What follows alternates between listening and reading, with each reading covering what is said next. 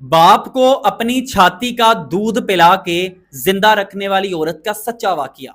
قدیم اسپین میں بادشاہ نے ایک برے شخص کو سزا دی کہ اس کو بھوکا پیاسا کال کوٹری میں بند کر دو، یہ جب مرے گا بھوک پیاس سے ہی مرے گا۔ اس بورے کی ایک ہی بیٹی تھی جو روزانہ اس سے ملاقات کرنے آتی تھی۔ ملاقات کی درخواست بادشاہ نے قبول کر لی کہ یہ بوڑھا ویسے ہی کچھ دن میں مر جائے گا۔ گیٹ پر بیٹی کی سختی سے تلاشی لی جاتی کہ کوئی بھی کھانے پینے والی اشیاء بیٹی اندر نہ لے جا سکے۔ ہر دن گزرنے کے ساتھ بوڑھا موت کی طرف جانے لگا، کمزوری سے نڈال ہونے لگا۔ بیٹی کے لیے یہ ایک بے بس سوال بن کے رہ گیا کہ میں اپنے برے باپ کے لیے کیا کر سکتی ہوں۔ روزانہ کی طرح بیٹی نے اپنی چھوٹی بچی کو گھر پہ چھوڑا اور اپنے باپ سے ملنے چلی گئی۔ تلاشی کے مراحل مکمل ہوئے، کال کوٹری میں پہنچی تو باپ بیریوں میں جکڑا ہوا، بھوک پیاس سے نڈال زمین پہ پڑا تھا۔ ڈوبتے دل کے ساتھ بیٹی نے تھوڑے ٹائم کے لیے گناہ اور سزا کو اپنے دل میں سوچا، پھر کسی انجان جذبے کو غالب لا کر اپنے باپ کو اپنا ہی دودھ پلانے لگی۔ کبھی باپ کو سنبھالتی تو کبھی دربانوں کی طرف دیکھتی۔ ایک کمزور اور بے سہارا باپ کو بچانے کا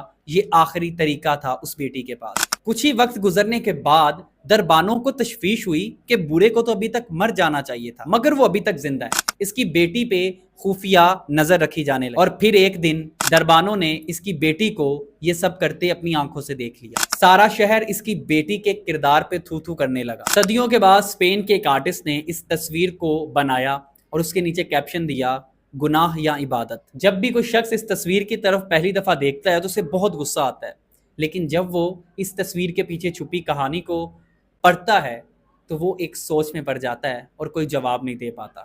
باپ کو اپنی چھاتی کا دودھ پلا کے زندہ رکھنے والی عورت کا سچا واقعہ۔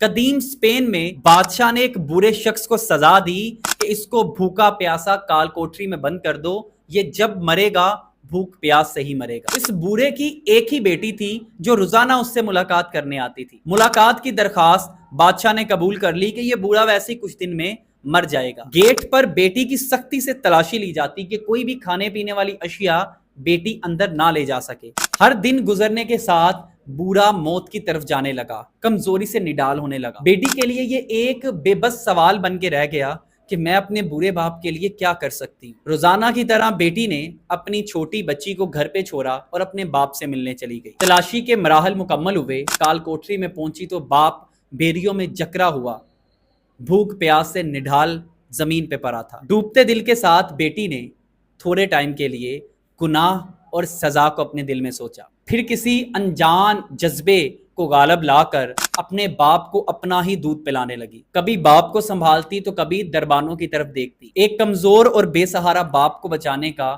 یہ آخری طریقہ تھا اس بیٹی کے پاس۔ کچھ ہی وقت گزرنے کے بعد دربانوں کو تشویش ہوئی کہ بوڑھے کو تو ابھی تک مر جانا چاہیے تھا، مگر وہ ابھی تک زندہ ہے۔ اس کی بیٹی پہ خفیہ نظر رکھی جانے لگی، اور پھر ایک دن دربانوں نے اس کی بیٹی کو یہ سب کرتے اپنی آنکھوں سے دیکھ لیا۔ سارا شہر اس کی بیٹی کے کردار پہ تھو تھو کرنے لگا۔ صدیوں کے بعد اسپین کے ایک آرٹسٹ نے اس تصویر کو بنایا اور اس کے نیچے کیپشن دیا، گناہ یا عبادت۔ جب بھی کوئی شخص اس تصویر کی طرف پہلی دفعہ دیکھتا ہے تو اسے بہت غصہ آتا ہے، لیکن جب وہ اس تصویر کے پیچھے چھپی کہانی کو پڑھتا ہے تو وہ ایک سوچ میں پڑ جاتا ہے اور کوئی جواب نہیں دے پاتا۔